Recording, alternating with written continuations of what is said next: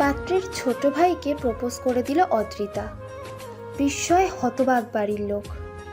কিছুক্ষণ আগেই ছেলেপক্ষ দেখতে এসেছে অদ্রিতাকে, এরই মাঝে এমন কাণ্ড করে বসবে মেয়েটা কেউ কল্পনাও করেনি। পাত্রপক্ষের চোখ মুখ করুণ দেখাচ্ছে, লজ্জায় টলমল করছে পাত্রের ছোট ভাই। বড় ভাইয়ের জন্য দেখতে আসা মেয়েটা এভাবে প্রপোজ করে দেবে তা ধারণারও বাইরে। অদ্রিতার বাবা একগাল হেসে মেয়েকে রুমে পাঠিয়ে দিলেন। অদ্রিতার ভাবখানা এমন যেন কিছুই হয়নি, বরং ডাইনিং থেকে নাশপাতি কামড় বসিয়ে দিল। মেয়ের এমন কাণ্ডে চটে গেলেন লুবনা। মুজাহিদ শেখ কোনো মতে অতিথি বিদায় করলেন, লজ্জায় ওনার নাক কাটা গেছে। অদ্রি, অদ্রি বের হ রুম থেকে। আজ তোর একদিন আর আমার একদিন। অনেক বেড়ে গেছিস, আজ তোর পিঠে খুন্তি ভাঙবো। শয়তান মেয়ে। লুবনা, তুমি থামবা। দেখো, মেয়ের হয়ে একদম সাফাই গাইবে না বলে দিচ্ছি। তোমার আশকারা পেয়ে এত সাহস হয়েছে ওর। বাবা মায়ের কথা শুনে বের হয়ে আসে অদ্রিতা, হাতে আধ খাওয়া নাশপাতি। কি হয়েছে আম্মু, এত চিৎকার করছো কেন? বাসায় কি ডাকাত পড়লো নাকি? বদমাইশ মেয়ে, আজ তোর ঠ্যাং ভাঙবো। লাজ লজ্জা বলে কিচ্ছু নেই, শেষমেশ পাত্রের ছোট ভাইকে প্রপোজ করে ফেললি। লুবনা, তুমি থামবে। আমার মেয়ের কোনো দোষ নেই এতে। তুমি চুপ করো, মেয়ের কোনো দোষ নেই। মান সম্মানের কিছু রেখেছে আজ? অদ্রিতা মুখ চেপে হাসলো, নাশপাতিটা টেবিলে রেখে বলল, বলেছিলাম না তোমায় এইসব পাত্র দেখা বন্ধ করো। তুমি শুনেছো আমার কথা? শোনোনি তো? আমি কেন শুনবো তোমার কথা? হ্যাঁ, তাই তো। অদ্রি মামুনি একদম ঠিকই বলছিস, আমি তোকে ফুল সাপোর্ট করছি। আমার পোড়া কপাল, বাপ বেটিতে মিলে আমার হাড় মাস কালি করে দিল। এত ভালো পাত্র এসেছে আর এরা পায়ে ঠেলে দিল। খুন্তি হাতে চেঁচামেচি করতে লাগলেন। প্রায় 5 মিনিট একই বুলি আওড়ালেন। বাবা মেয়ের দিকে রক্ত চক্ষু দিয়ে তাকিয়ে তারপরে কিচেনে চলে গেলেন। মুজাহিদ হো হো করে হেসে উঠলেন। অদ্রিতাও হাসতে লাগলো, বাবার কাঁধে মাথা রেখে চোখ বুজে নিল। মুজাহিদ মেয়ের মাথায় হাত বুলিয়ে বললেন, যাই বলিস না কেন, আজ কিন্তু তুই একদম ঠিক করিসনি। কি করব আব্বু, এরা তো আজ ফাইনাল ডেট দিয়েই যেতেন। তাই বলে এমন করবি? তোর মামা প্রচন্ড রেগে আছেন, যাওয়ার আগে ফ্যাচ ফ্যাচ করছেন। ধ্যাত, রাখো তো মামার কথা। আমি টাইট দিব, দেখবে সোজা হয়ে যাবে। মুজাহিদ মৃদু হাসলেন। মেয়েটা অবুঝ। মধ্যবিত্ত ফ্যামিলির মেয়েরা একটু বড় হলেই মানুষের কাছে দৃষ্টিকটু হয়ে ওঠে। তাদের নানা দিকে বুঝে শুনে চলতে হয়, না হলে চুন থেকে পান খসলেই কেচ্ছা রটে যায়। এই তো কিছুদিন আগের কথা। অদ্রিতারই ক্লাসমেট লিজা। মেয়েটা পড়াশোনাতে বেশ ভালো, মধ্যবিত্ত ফ্যামিলির হাসি খুশি মেয়ে। অ্যাডমিশন টেস্টের জন্য কোচিং করে রোজ। একদিন কোচিনে বয়ফ্রেন্ড আসে, তাদের মাঝে রাগারাগি চলছিল। ওরা নিজেদের মধ্যে মিটমাট করতে থাকে। রাগারাগি মিটে যাওয়ায় ছোট্ট করে সেলিব্রেশন করতে ক্যাফেতে যায়। এলাকার কিছু বদ্ধ মস্তিষ্কযুক্ত মানুষের চোখে পড়ে সেটা। ব্যাস হয়ে গেল। মেয়েটাকে বেশ্যা অবধি বলে দিয়েছে ও নাকি ছেলেটার সাথে আলাদা এক রুমে সময় কাটিয়েছে, আরও বিশ্রী কিছু ভাষা। তাই মেয়েটার বাবা মা জোর করেই অন্য ছেলের সাথে মেয়েটার বিয়ে দিয়ে দিলেন। না হলো পড়াশোনা, আর না হলো প্রেমিকের সাথে ঘর। আর সেই থেকেই লুবনা ভয় আছেন, যদি তার মেয়েটা কোনো ভুল করে বসে, কি করে সমাজে মুখ দেখাবেন? মধ্যবিত্তদের আর যাই হোক, সমাজের ভয়টা একটু বেশি। দেখো আপা, পুত্রী কিন্তু অনেক বাড়ছে। দুলাভাই কিন্তু অতি আদরে মায়াটারে বাদর বানাইছে। এখনো সময় আছে, মায়া বিদায় করো, না হলে কোনো অঘটন করে ফেলবে। আহ বাবলু, থাম একটু। জানি অদ্রি একটু বাঁদর, ছেলে মানুষই, তবে আজে বাজে কাজ কখনোই করবে না। আপা, সময় গেলে বুঝবা, মেয়ের নামে কোনো কেচ্ছা নাই। এখনই বিদায় করা সঠিক সময়। মুজাহিদ খবরের কাগজ পড়ছিলেন। মেয়ের নামে কথাগুলো হজম করে নিলেও বেশ রাগ হলো। মামার দায়িত্ব পালন না করে পাড়া প্রতিবেশীদের দায়িত্ব কেন পালন করছে? সমালোচনার জন্য পাড়া প্রতিবেশীর কি অভাব আছে? বাবলু, অনেক তো হলো, বোনের কানটা তো পচিয়েই ফেলেছ। নিজের মেয়ের দিকে খেয়াল আছে? দুলাভাই, থামো তো তুমি। বাবলু, তুই আমার সাথে আয়, রাতে খেয়ে যাবি কিন্তু। মুজাহিদ হাসলেন। মানুষ বিচিত্র রঙের প্রাণী, নিজের ঘরের ঠিক নাই অন্যের ঘরে এসে আগুন লাগায়। বাবলুর মেয়েটা তো অদ্রির থেকেও ছোট। এই ছোট বয়সে মেয়েটার বিয়ে দিয়ে কি লাভটাই বা হলো? সেই তো সংসারে ঝামেলা আর ঝামেলা, মাঝখান থেকে মেয়েটার জীবন নষ্ট। বিকেলের ঘটনা, সেতু স্কুল থেকে এসে বলল, আপা, এ আপা, কি হয়েছে বলো। তুই কি করে প্রপোজটা করলি রে? আমার তো সাহসই হবে না। সাহস থাকতে হয়। ইস, কেন যে আজ স্কুলে গিয়েছিলাম, সিনেমাটা একেবারে মিস হয়ে গেল। বিছানায় বালিশ দুটো রেখে অদ্রি গম্ভীর দৃষ্টিতে তাকালো। সেতুর কান টেনে নিয়ে বলল, তোর না সামনে পরীক্ষা, পড়াশোনা বাদ দিয়ে আমার সাথে মশকরা করছিস?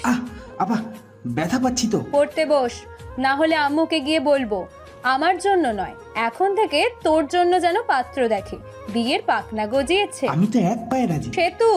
অদ্রিতার ধমকে নুয়ে গেল মেয়েটা। টেবিল থেকে বই নিয়ে স্টাডি রুমে চলে গেল। ফোঁস করে দম ফেলল অদ্রিতা। কিছুদিনের মাঝেই অ্যাডমিশন নিতে হবে, অথচ মায়ের পাত্র দেখা দেখি শুরু হয়ে গেছে। আচ্ছা, বাবা কি পড়াশোনাতে সাপোর্ট দেবেন? সকাল সকাল বেশ মেজাজে আছেন লুবনা। মায়ের এমন মিষ্টি আচরণে খটকা লাগছে। তীক্ষ্ণ দৃষ্টিতে লুবনার দিকে তাকিয়ে আছে সেতু। তার পরিষ্কার মস্তিষ্ক বলছে আবার 12টা বাজতে চলেছে। কি হয়েছে, খাচ্ছিস না কেন? না মানে, আপা এলে খাবো। আচ্ছা, তাহলে এটা রেখে দি, অদ্রি এলেই না হয় গরম গরম পরোটা ভেজে দিব। মায়ের এমন নরম আচরণে সেতু হা হয়ে গেল। বাবা ফাইল হাতে কাজ করছেন, টেবিল জুড়ে হরেক রঙের ফাইল। ও দীর্ঘশ্বাস ফেলল। জন্মের পর থেকেই বাবাকে ফাইলের গোডাউনে বসে থাকতে দেখেছে, তাই বিষয়টা স্বাভাবিক। মুজাহিদ একটা ব্যাংকে চাকরি করেন আজ 16 বছর। আগে মাধ্যমিক বিদ্যালয়ের শিক্ষক ছিলেন, বেতন কম হওয়াতে ছেড়ে দিয়েছেন। মুজাহিদের সামনে চা এগিয়ে দিলেন লুবনা। লুবনার হাতের চা অত্যন্ত বিষাদময়, কারণ অতিরিক্ত চিনি দেন চায়। মুজাহিদ তবু চাটা নিল। গত 22 বছর ধরে এই শরবত চাই পান করে যাচ্ছেন। কখনো রাগারাগি করেননি, বরং সবসময় প্রশংসাই করেছেন। মুজাহিদ চায়ের কাপে চুমুক দিলেন, আজও বললেন, চাটা খুব ভালোই হয়েছে। লুবনা একটু হাসলেন। মুজাহিদের পাশে বসে মিষ্টি কণ্ঠে বললেন, বাবলু যে সম্বন্ধটা এনেছিল, ওই যে পাত্রের ছোট ভাই শুভ, তো ওরা ওদের ছোট ছেলের জন্যই অদ্রিকে পছন্দ করেছে। আমি না তোমাকে না বলেই হ্যাঁ বলে দিয়েছি।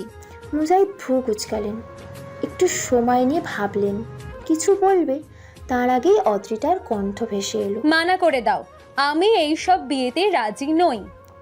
টিউশনি পড়িয়ে সদ্য বাইরে থেকে আসা ঘামে ভেজা অদ্রির শরীর কাঁপছে। এক কথা বোঝাতে বোঝাতে ক্লান্ত ও। অদ্রি, ঘরে যা, আমি তোর বাবার সাথে কথা বলছি। তুমি তো আমার বিষয় নিয়েই বলছো মা, আর কতবার বলবো আমি এখন বিয়ে করতে চাই না। আব্বু! চুপ! তোর আব্বু আমায় কি বোঝাবে? ছেলে কুয়েত থাকে, তুই নির্লজ্জের মতো কাজ করেছিস, তারপরও তারা তোকে বউ হিসেবে চায়। তোর জন্য বড় ছেলেকে বাদ দিয়ে ছোট ছেলেকে বিয়ে করাতে চায়, আর তুই নাকচ করছিস। শোনো আম্মু, আমি এই বিয়ে করব না। ছেলে কে কি করে এই সবে আমার কোনো আগ্রহ নেই। ওনারা বেহায়া না হলে আবার আসতেন না। অদ্রি! মুজাহিদ আহ বলে চেঁচিয়ে উঠলেন। মা মেয়ের মাঝে যেতে চাইছিলেন না উনি, তবুও যেতে হচ্ছে। অদ্রিমা, আব্বু, তুমি অন্তত বিয়ের কথা বলো না। অদ্রির কথায় অসহায় ভাব, চোখে পানি চিকচিক করছে। মুজাহিদ দীর্ঘ নিঃশ্বাস লুকিয়ে বললেন, তুই যা বলবি তাই হবে। লুবনা রেগে গেলেন। হাতে থাকা গ্লাসটা ডুম করে টেবিলে রাখলেন, চোখে পানি নিয়ে চেঁচাতে লাগলেন, আমার আর কি? আমি এই সংসারের কে? কোনো মূল্য আছে আমার কথার? যা ইচ্ছে তাই করো, কিচ্ছুটি বলবো না। বাপ মেয়েতে আমার মাথাটা চিবিয়ে খেলো, আমিও দেখবো কতদিন বিয়ে না করিস তুই। অদ্রিতা সেদিকে কান দিল না, বাবার দিকে মায়াময় দৃষ্টিতে তাকালো। মুজাহিদ চোখ ফিরিয়ে নিলেন। তার এই মেয়েটা বড্ড আবেগে ঠাসা। অদ্রিতার মুখের সাথে নিজের মায়ের মিল পাননি, আর তাই তো মেয়েটার কথার পৃষ্ঠে কথা বলতে পারেন না। আব্বু!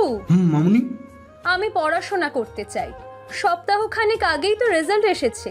হ্যাঁ, গোল্ডেন প্লাসটা মিস হয়ে গেছে, তবে প্লাস তো এসেছে। তবে কথা দিচ্ছি, এবার আরো মনোযোগ দিয়ে পড়বো। প্লিজ আব্বু। মুজাহিদ চিন্তায় পড়লেন। এই এলাকার কিছুদিন আগে যা ঘটেছে তাতে অদ্রিতা ভার্সিটিতে গেলে সবাই জ্বলে উঠবে, কলঙ্কের তকমা লাগিয়ে দেবে। তাছাড়া কলেজটা এলাকাতেই ছিল, ভার্সিটি তো বেশ কিছু কিলোমিটার দূরে, তাও ভালো নয় তেমন। আব্বু, মা আমিও চাই তুই পড়াশোনা কর, কিন্তু সব কিছু মিলিয়ে মুজাহিদ কথা শেষ করতে পারলেন না। অদ্রিতা ডুকরে কেঁদে উঠল। চাপা কান্নায় আত্মনাদ করছে সে। বাবার দিকে না তাকিয়ে রুমে চলে গেল। মুজাহিদের বুকে যেন তীর বেঁধে গেল। মেয়ের কান্না কিছুতেই সহ্য করতে পারছেন না, কিছু করতে হবে। এভাবে মেয়েটা পড়াশোনাটাও বন্ধ হওয়া উচিত নয়। বিয়ের বয়স হয়েছে মাত্র, পার তো হয়ে যায়নি। তবে এখান থেকে ভার্সিটিতে কিভাবে পড়বে? ভীষণ মন খারাপ অদ্রিতার। ও খোলা জানলা দিয়ে বাইরে তাকিয়েছিল। সুন্দর চাঁদ আকাশের বুকে, তবে সেসব তাকে ছুতে পারছে না। ঘড়ির কাঁটা তখন 11টা ছুঁয়েছে। ফোনটা বেজে উঠল। Unknown number. অদ্রিতার হৃদয় অনুভূতিহীন। একবার দুবার করে একাধিকবার কল এলো। শেষমেশ কল রিসিভ করলো অদ্রি। তবে দুপ্রান্তের কেউই কথা বলছে না। অদ্রি বড় বিরক্ত হয়ে বলল, হ্যালো, কে বলছেন? কথা না বললে কল কেন করেছেন? আজব লোক। অদ্রি কলটা রাখতেই যাচ্ছিল, ঠিক সেই সময় ওপাশ থেকে পুরুষ কণ্ঠটি বলল, অদ্রি বলছেন? আমি শুভ। শুভর দম ওঠানামা করছে। ফোনের এপাশে থাকা অদ্রির চুপ।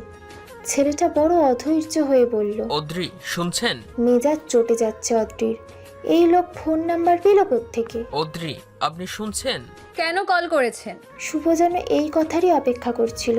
ও বিলম্ব না করেই বলল, আপনার প্রপোজ আমি অ্যাকসেপ্ট করে নিয়েছি। অদ্রির মনে হলো শুভর মাথাটা ফাটিয়ে দেবে, আবার মনে হলো নিজের মাথাটা আগে ফাটানো উচিত। অদ্রি আপনাকে আমার পছন্দ হয়েছে। আমি বাসায় বলেছি, সবাই মেনে নিয়েছে। আপনার কি মাথা খারাপ শুভ? সরি। আপনি এটা বুঝেননি? আমি বিয়েটা করতে চাই না, সেজন্য ওই কাজটা করেছি। শুভ হাসলো। অদ্রি যেন বোকাই বনে গেল। এই ঝামেলাটা না জানি কতকাল পোহাতে হয়। অদ্রি আপনার সমস্ত কথাই বুঝতে পেরেছি, তবে অনুভূতিরও কোনো সময় হয় না। আপনি ওভাবে বলার পর আমার আকাশ থেমে গিয়েছিল। বড় ভাইয়ের জন্য বউ দেখতে এসে এমন পরিস্থিতিতে পড়ব, তারই সাথে সেই মেয়েকে পছন্দ করে ফেলবো, সবটা আমার জন্য কঠিন ছিল। বাট আমি সামলে নিয়েছি। আপনার হাত ধরে আজীবন থাকতে চাই আমি। শুভর এতগুলো কথা শুনে অদ্রির মনে হলো মরে যাওয়াই বুঝি ভালো। সে আবার বলল, বিয়েটা ভাঙার জন্যই অমনটা বলেছে। তবে শুভ সে কথার ধার ধারছে না। সে বরং বিষয়টা বিনয়স্বরূপ গ্রহণের চেষ্টা করছে। একই সাথে অদ্রির হাত চাইছে আজীবনের জন্য। অদ্রির সমস্ত রাত না ঘুমিয়েই পার হলো। ও বড় বিষণ্ণ অনুভব করছে। শেষ রাতে একটু চোখ লেগেছিল, তবে কুকুরের আওয়াজে সেই ঘুমটাও ভেঙে গেল। দেখা গেল পুরো বাড়ির লোক উঠে পড়েছে। অদ্রি তাড়াতাড়ি করে বাইরে এলো। এসে দেখলো বাবা চেঁচামেচি করছেন। সামান্য মুরগিটাও সহ্য হয় না, মুরগি পালনও যাবে না, চোর বাটপারগুলো সব নিয়ে যাচ্ছে। কথায় কথায় জানা গেল অদ্রিদের দুটো মুরগি নিয়ে পালিয়েছে কেউ, সেজন্যই কুকুরটা চেঁচামেচি করছিল। তবে দরজা খুলে বের হতে চোর পালিয়েছে। এদিকে অদ্রির মা লুবনা কান্নাকাটি শুরু করে দিয়েছেন। ওনার এই স্বভাবটা বড় চোখে লাগে। কিছু হলেই দু চোখ মেলে পানি ঝরতে থাকেন। মৃদুমন্ত হাওয়ায় চুলগুলো উড়ে যাচ্ছিল। সে সময় সেতু এসে পাশে বসলো।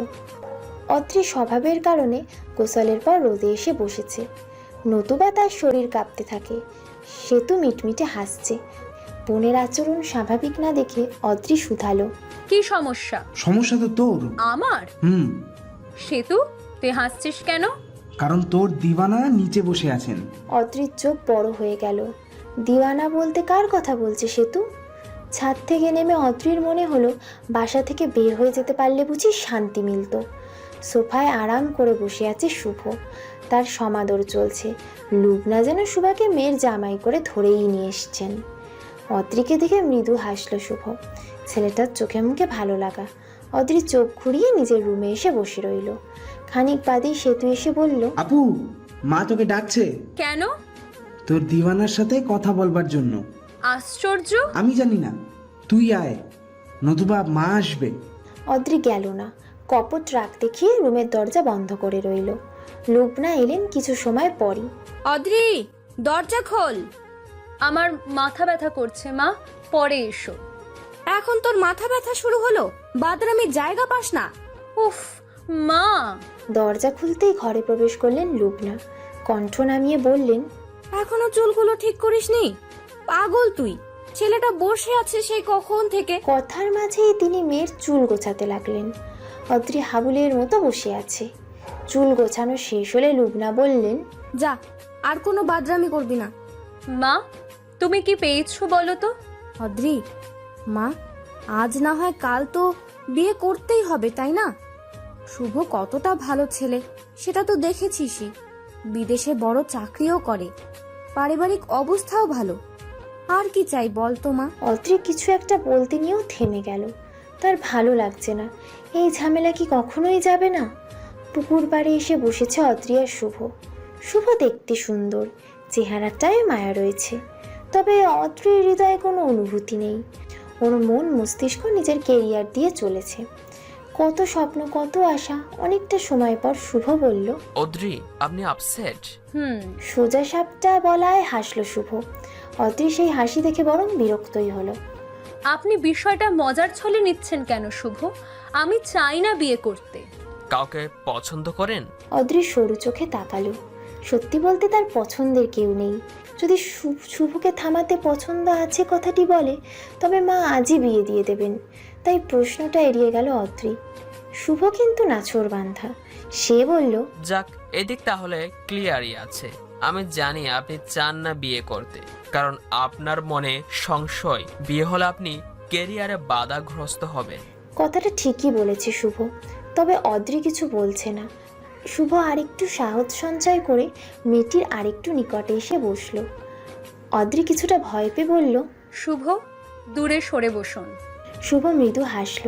মেয়েটির এই স্বভাব তার বড্ড ভালো লেগেছে। যেই মেয়ে নিজেকে শুদ্ধ করে রাখতে চায়, সে নিশ্চয়ই স্ত্রীরূপে সেরা। ভয় পাবেন না, এমন কিছু করব না যাতে কলঙ্ক হবে। তবে জেনে রাখবেন, এই হাত ছোঁয়ার অধিকার শুভ নিয়েই ছাড়বে। অদ্রি, আপনি শুধু আমার, শুধুই আমার। দোটানায় কাটলো দুটো দিন। অদ্রির মন মস্তিষ্ক শুভর বলা কথাগুলো প্রভাব বিস্তার করলো। ছেলেটা এমন করে কেন কথা বলল? অদ্রি নিজেকে সামলে নিল কিছুদিনের মধ্যেই। শুভ নামক মানুষটাকে সে মনেও করল না। এদিকে কিন্তু সময় পেরিয়ে যাচ্ছে। অ্যাডমিশন টেস্ট ঘনিয়ে আসছে। নানান চিন্তায় বোধ হয়ে আছে অদ্রি। তার পড়াশোনা একেবারেই হচ্ছে না। পড়তে গেলেই মনে হচ্ছে সব নতুন। এই নিয়ে দুদিন কান্নাকাটিও করলো। লুবনা আর মুজাহিদ মেয়ের অবস্থাটাও বুঝতে পারলেন। এদিকে শুভও সব স্বাধীনতা দিতে চায় অদ্রি তাকে।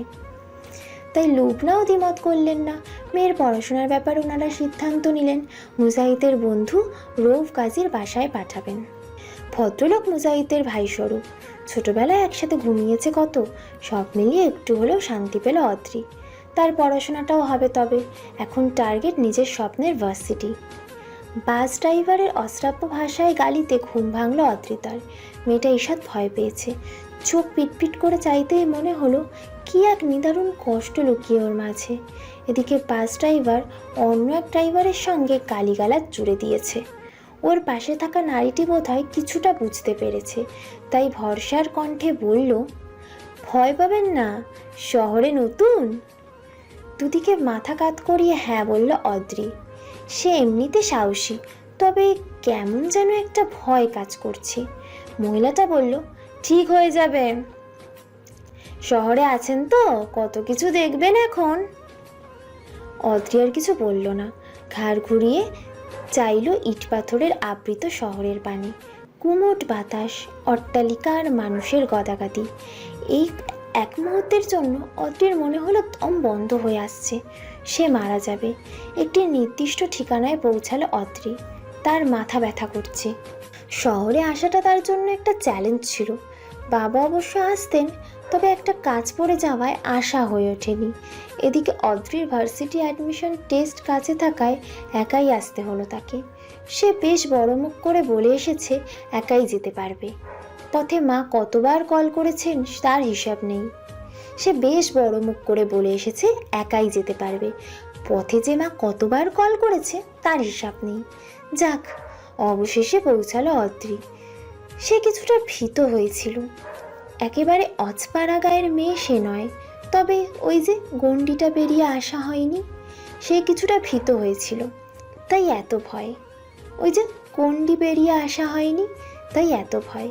একটা লম্বা শ্বাস নিয়ে বাড়িটার দিকে এগোলো অদ্রি। ভীষণ সুন্দর বাসাটা, অদ্রির ভালো লাগলো। সে ধীর পায়ে এগিয়ে যেতেই দারোয়ান বলল, কি চাই? মামা, এটা রাউফ আঙ্কেলের বাসা? জি। আমি ওনার কাছে এসেছি। আমার বাবা ওনার বন্ধু। দারোয়ান একবার ভালো করে অদ্রিকে দেখলেন, তারপর কল করলেন কাউকে একটা। অদ্রি ততক্ষণ ওভাবেই দাঁড়িয়ে রইল। কথা শেষ করে তবেই বাড়ির ভেতরে যাওয়ার অনুমতি পেল অদ্রি। পুরো ব্যাপারটা অদ্রির কাছে শ্বাসরুদ্ধকর ছিল। অদ্রি কিছুটা মন খারাপ করেই বাড়ির ভেতর প্রবেশ করলো। আশেপাশে মানুষ নেই, একদম নীরব পরিবেশ, সেই জন্যই কিনা ওর ভয় বেশি। এর মধ্যেই হুট করেই ফোনটা বেজে উঠলো। চট করে রিসিভ করলো অদ্রি। অদ্রি, আমি শুভ বলছি। আপনি পৌঁছে গেছেন? জি, পৌঁছে গেছি। কথাটি শেষ করেই কল রাখতে যাচ্ছিল ও, তবে এতে শুভকে অপমান করা হয়, তাই ও পুনরায় ফোনটি তুলল। উপাস থেকেই শুভ হেসে বলল, অদ্রি, শুনছেন? অদ্রি কিছু বলল না, শুভই বলল। ঠিক আছে, সাবধানে থাকবেন, পরে কল করব। শেষ বাক্যটিতে অদ্রির মনে হলো বড় জোর গলায় বলতে আর কল করবে না। আমার ভালো লাগে না, তবে বলা হলো না। অদ্রি ব্যাগ দুটো হাতে তুলে নিয়ে বাড়ির সদর দরজা দিয়ে প্রবেশ করলো। চারপাশের সাজসজ্জা দেখে আনমনেই হাঁ হয়ে গেল ও। এই ধরনের বাড়ি সাধারণত সিনেমাতে দেখা হয়। রৌফ আঙ্কেলরা ধনী, তবে এত ধনী এটা আশা করেনি ও। ধন সম্পদ মানুষকে অহংকারী করে তুললেও রৌফের পরিবার এই দিক থেকে আলাদা। তারা ভীষণ মিশুক প্রকৃতির, বিশেষ করে রৌফের স্ত্রী রোকেয়া। তিনি যে অদ্রিকে কন্যার মতো ট্রিট করছেন, অদ্রি ভীষণ অবাক হচ্ছে সব কিছুতে। খাওয়া দাওয়ার পর্ব শেষ করে অদ্রিকে ঘর দেখিয়ে দেওয়া হলো। আলিশান বাড়ির আলিশান কক্ষ। অদ্রির এবার ভালো লাগছে, এই পরিবেশটা তার পছন্দ হলো। মায়ের সাথে কথা বলে সে গোসল ছেড়ে নিল। জার্নি করায় ক্লান্ত ছিল সে, তাই তুলতুলে বেডে গা ছোঁয়াতেই ঘুম এসে গেল দু চোখে। সন্ধ্যায় ঘুম ভাঙল অদ্রির। এবার শরীর চাঙ্গা লাগছে। হাত মুখ ধুয়ে এলো ড্রয়িং রুমে। রৌফ আর রোকেয়া বসে আছেন, হাতে চা। ঘুম ভেঙেছে মা? জি আন্টি, টায়ার্ড ছিলাম তো তাই অনেকটা সময় ঘুমিয়েছিলাম। ভালো করেছো। এখন বলো, চা খাবে নাকি কফি? চা খাবো আন্টি। আচ্ছা, আসো তাহলে। কথাটি বলেই উঠতে নিয়েছিলেন রোকেয়া। অদ্রি বাধা দিয়ে বলল, কিচেন থেকেই তো, আমি নিতে পারবো। রোকেয়া যেন কিছুটা খুশি হলেন। মেয়েটার স্বাভাবিক ভাব তাকে স্বস্তিও দিচ্ছে। কেটলি থেকে গরম চা নিল অদ্রি। চা ওর সবসময় প্রিয়, যে কোনো সময় চা পানে অভ্যস্ত সে। কেটলিটা রাখার সময় নজরে পড়ল বৃহৎ জানালা দিয়ে বাগান দেখা যাচ্ছে, সেখানে আবার ফোয়ারা রয়েছে। রাতের আধারে বড় সুন্দর দেখাচ্ছে।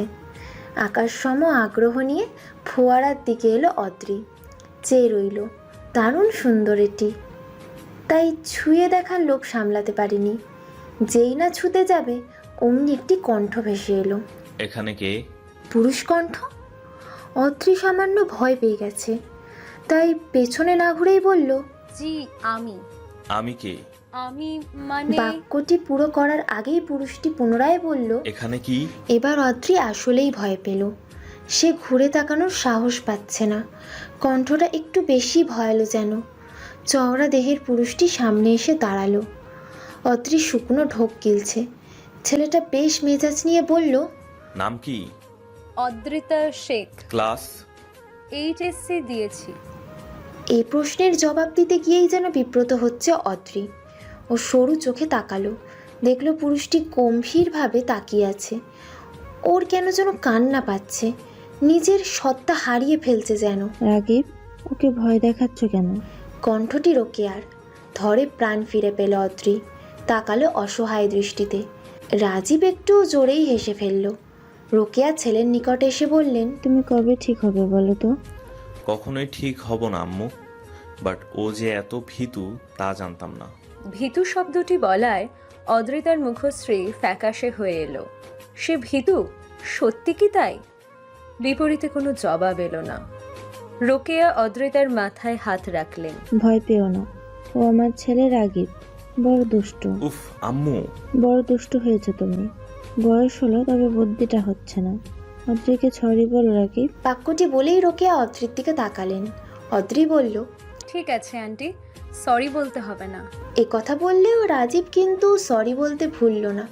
সে সাথে রোকেয়া যেন শুনতে না পায়, তাই ফিসফিস করে বলল, ভীতু মেয়ে। ভিতু মেয়ে? অদ্রিতা শেখ আর ভিতু শব্দটি একেবারেই বেমানান। নেহাতি সে ভদ্র, নতুবা রাজীব নামের ছেলেটির গাল লাল করে দিত। নিজে কক্ষে বসে এসবে ভাবছিল সে। এমন সময় কলটা বেজে উঠল। বড় বিরক্ত হলো অদ্রি। রিসিভ করলো না। তবে ওপাশের ব্যক্তিটিও থেমে নেই, লাগাতার কল করে চলেছে। এবার অদ্রি কল রিসিভ করলো, তবে টু শব্দটিও করলো না। ওপাশ থেকে কণ্ঠটি বলল, অদ্রি, আমি শুভ বলছি। শুভ? আপনি কখনোই আমার জন্য শুভ নন। সর্বদা অশুভ হয়ে কেন আসেন বলেন তো? রাজীবের ঘরের লাগোয়া বারান্দাটা একটু বেশিই সুন্দর। বিশাল আর খোলা হাওয়াতে এর সৌন্দর্য অধিক চোখে পড়ে। দুদিন ধরে বারান্দার দিকে নজর যাচ্ছে অদ্রির। মেয়েটা একটা সংকোচ থেকে সে পথে আর যায়নি। তবে এই ভোরবেলায় লোকটা যেন সামলে উঠতে পারেনি। ভীষণ সুন্দর একটা ঘ্রাণ নাকে এসে ধরা দিচ্ছে। অদ্রি ছুটে গিয়ে নিচের বারান্দায় এসে দাঁড়ালো। এখান থেকে রাজীবের বারান্দাটা দেখা যায়। নানান রঙের ফুল রাখা সেখানে। অদ্রির মন ছুটে যেতে যাচ্ছে। ও বিড়াল পায়ে এগিয়ে গেল। করিডোর পেরিয়ে আসতেই পায়ের গতি নেমে গেল। রাজীব জিম করে এসেছে। উন্মুক্ত শরীরে বিন্দু বিন্দু জলবিন্দু। অদ্রির মনে হলো তার শরীর কাঁপছে, চোখ ঘোলাটে হয়ে আসছে। সরে যেতে চাইলেই রাজীব ডেকে উঠল। দাঁড়াও। থেমে গেল অদ্রির পদযুগল। রাজীব এগিয়ে এসে ওর বরাবর দাঁড়ালো। ক্ষীণ স্বরে বলল, তো ভোরে এখানে কেন? প্রশ্নের উত্তরটি চট করে দিতে পারছে না অদ্রি। রাজীব কয়েক সেকেন্ড অপেক্ষা করে আশেপাশে তাকালো। কি আমাকে খুঁজতে এসেছিলে? এবার প্রতিবাদ করল অদ্রি। দ্রুত সুরে বলল, না তো, তবে এমনি এসেছি। বুঝি, কিন্তু কি বুঝেন? যা বোঝাতে চাও। আমি কখন কি বোঝালাম? আশ্চর্য তো। রাজীব কেবল হাসল। অদ্রি চেয়ে রইল। এই পুরুষটি তার দেখা সব থেকে অদ্ভুত মানুষের মধ্যে পড়ে। টানা পড়াশোনা চলছে অদ্রির। মেয়েটার পরীক্ষা রয়েছে, তার দম নেওয়ার ফুরসত নেই। রোকেয়া এসে নাস্তা দিয়ে গেলেন। অদ্রির ভালো লাগায় বুক ভরে এলো। মায়া নিয়ে তাকালো ও। মেয়েটার সেই দৃষ্টি দেখে হাসলেন রোকেয়া, মাথায় হাত বুলিয়ে দিলেন। সমস্যা হচ্ছে মা? কিছুটা ভয় পাচ্ছে আন্টি। আমার জীবনের ব্যাপার মনে হচ্ছে। ছি মা, এই পরীক্ষাকে জীবনের সাথে তুলনা কেন করছো? আন্টি, ভয় হচ্ছে। ভয় পেও না, ইনশাল্লাহ সব ভালো হবে। অদ্রির মন ভরে উঠল। রোকেয়া চলে গেল, পুনরায় পড়তে লাগলো। কিছু সময় পর মাকে কল করে কথা বলে নিল। ভয়ের চোটে মেয়েটি কান্নাই করে দিল। ওপাশ দিয়ে সান্ত্বনা দিয়ে লুবনা বললেন, যা হবে ভালোই হবে, চিন্তা করিস না, কাল তোর বাবা আসবেন। ঠিক আছে মা। কল রেখেও বেশ কিছু সময় কাঁদল অদ্রি। পরীক্ষায় যাবার আগে রোকেয়া এসে দোয়া পড়ে ফু দিয়ে দিলেন। অদ্রির চোখ ভিজে এসেছে। এই মানুষটার প্রতি অদ্ভুত শ্রদ্ধা পাচ্ছে সে। ড্রাইভারের হাত ভেঙেছে। অপ্রত্যাশিতভাবে ঘটনাটা ঘটল। এদিকে অদ্রির লেট হচ্ছে, ওর কান্না পাচ্ছে রীতিমতো। রোকেয়া বিষয়টা বুঝতে পারছিলেন। ওই মুহূর্তেই বের হচ্ছিল রাজীব। রাকিব, শুনে যাও। গান শুনতে শুনতে বের হচ্ছিল রাজীব। মায়ের ইশারা পেয়ে কাছে এলো। জি আম্মু। কোথাও বের হচ্ছ? অদ্রির পরীক্ষা আছে, নিয়ে যাও। রাজীব যেন চোখ মুখ কুঁচকে ফেলল। রোকেয়া বললেন, ড্রাইভারের হাত ভেঙেছে। উফ, এই সময় এমনটা হতে হলো। যাও, ওর লেট হচ্ছে। কথাটি বলেই অদ্রির দিকে চাইলেন রোকেয়া। মাথায় হাত বুলিয়ে বললেন, যাও মা, রাকিব তোমায় পৌঁছে দিবে। তখন থেকে শুভ নামক মানুষটি কল করে চলেছে। অদ্রি বিরক্ত হচ্ছে, বারবার কল কেটে দিচ্ছে। তবে ওপাশের ব্যক্তিটিও থেমে নেই, সে লাগাতার কল করে চলেছে। এবার অদ্রির রাগ হলো, তবে পাশে রাজীব থাকায় রাগটি প্রকাশ করতে পারল না। ও কল রিসিভ করে ফিসফিস করে কথা বলল, এত বারবার কেন কল করছেন শুভ? আপনার পরীক্ষা আছে না? আমি বিরক্ত হই শুভ, আপনি কেন বুঝেন না? আপনাকে আমার পছন্দ নয়। প্রথমবারের মতো শুভকে এভাবে প্রত্যাখ্যান করলো অদ্রি। শুভ কিন্তু কষ্ট পেল না। বিনিময়ে হেসে বলল, তাতে কি? আশ্চর্য মানুষ আপনি। অদ্রি, আপনাকে আমার অনেক বেশি মনে পড়ে। অদ্রি থেমে রইল, কি বলবে বুঝতে পারছে না। শুভ উপাস থেকে বলল, ভালো করে পরীক্ষা দিবেন আর মনে রাখবেন আপনি আমার। কলটি কেটে যেতেই রাজীব বলল, বয়ফ্রেন্ড? অদ্রির শক্তপোক্ত জবাব। না। রাজীব হাসলো, সেই হাসিতে কেমন অপমান বোধ করলো অদ্রি। দাঁত কামড়ে বসে রইল। কিছু সময় যেতেই রাজীব বলল, তুমি বড় চালাক মেয়ে। হঠাৎ এটা কেন বললেন? একসাথে দুইটা ছেলেকে ঘোরাচ্ছ। অদ্রির মাথায় যেন আকাশ ভেঙে পড়ল। রাজীব হেসে চলেছে। ভয় পেও না, মজা করে বলেছি। এটা কোনো মজার মধ্যে পড়ে না। আপনি এমনটা কেন বললেন? দুঃখে অদ্রির কান্না পেল। রাজীব গাড়ি থামিয়ে বলল, এমনি বলেছি। আপনি এমনি বলেননি, অন্য কিছু মেন করেছেন। আমাকে খারাপভাবে প্রেজেন্ট করলেন, অথচ বিষয়টা এমন নয়। এই যে ফোনের ওপাশে থাকা ব্যক্তিটি যে ছিলেন তার নাম শুভ, যে কিনা আমার কেউ না। কেউ না মানে কেউ না। তাকে আমি পছন্দ করি না, একদমই না। কথাগুলো বলতে বলতে কান্নায় ভেঙে পড়ল অদ্রি। রাজীব বুঝল সে হয়তো কিছু ভুল করেছে, তবে দুঃখ প্রকাশের ফুরসতও মেলেনি। তার আগেই গাড়ি থেকে নেমে গেছে অদ্রি। চোখের জল মুছে এগিয়ে চলেছে কেবল। পরীক্ষা ভালো হয়েছে। অদ্রির মন কিছুটা ভালো। সে ফুরফুরে মেজাজে বের হতেই দেখলো রাজীব দাঁড়িয়ে আছে। কেন যেন একটা অভিমান এসে চেপে ধরলো ওকে। ও অন্যদিকে চলতে যাচ্ছিল। অমন সময় মেয়েটার হাত স্পষ্ট করলো পুরুষটি। কোথায় যাও? আপনাকে কেন বলবো? রাগ দেখাচ্ছ? দেখাচ্ছি। বাপরে, তোমার এত তেজ। তেজ কথাটি বলতেই অদ্রি ঘুরে তাকালো। রাজীব মিটিমিটি হাসছে। ছাড়েন, আপনি অনেক খারাপ। জানি তো। এইভাবে হাত ধরে আছেন কেন? ধরলে সমস্যা? অবশ্যই সমস্যা। শুভ এসে আপনাকে ইচ্ছে মতন মারবে। রাজীবের যেন হাসি পেল। সে অবশ্য হাসিটা লুকিয়ে রাখার প্রয়াস করলো না। অদ্রি অন্যদিক ফিরতেই রাজীব শুধালো, শুভ সাহেবের এত জোর? অদ্রি চুপ। রাজীব আর বিষয়টি ঘাটালো না। আলতো হাতে মেয়েটির চুল টেনে বলল, সরি, আসো এবার। অদ্রি চুপ করে চলতে লাগলো। পথে বেশ অনেকবারই কথা বলার চেষ্টা করলো রাজীব, তবে অদ্রি চুপ। আশ্চর্য আর অদ্ভুত লাগলেও কোনো এক অদৃশ্য টানি পুরুষটির প্রতি গাঢ় অভিমান দেখতে পাচ্ছে সে। অথচ বিষয়টি স্বাভাবিক দৃষ্টিতে একদমই স্বাভাবিক নয়। পরের দিন সকাল থেকে মন ভালো নেই অদ্রির। বাবা আসবেন নিতে, অথচ ওর মন যেতেই চাইছে না। এই না যেতে চাওয়ার জন্য দায়ী রাজীব। ছেলেটার প্রতি অন্যরকম টান অনুভব হচ্ছে, কিন্তু এটাকে কি বলা যায় সেটা বুঝে আসছে না। এই নিয়েও ভীষণভাবে দ্বিধায় ভুগছে ও। কান্না পাচ্ছে, তবে সে উপায় নেই। সকাল থেকেই রোকেয়া ভীষণ যত্ন করে চলেছেন। একটু পরপরই দেখতে আসছেন। রোকেয়া না থাকলে সত্যিই কেঁদে ফেলতো ও। সব থেকে খারাপ লাগছে রাজীব নামের পুরুষটি চোখের দেখাও দিচ্ছে না। লোকটার অন্তরে একটুও কি মায়া নেই?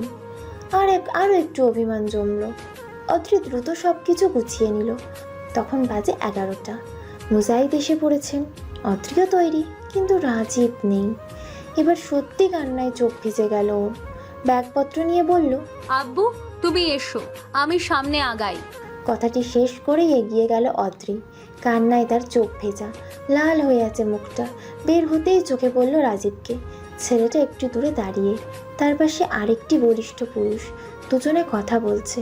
অদ্রির ইচ্ছে হলো ছুটতে যেতে, তবে কোনো এক অদৃশ্য বল তার পথ যুগল টেনে ধরে রাখলো।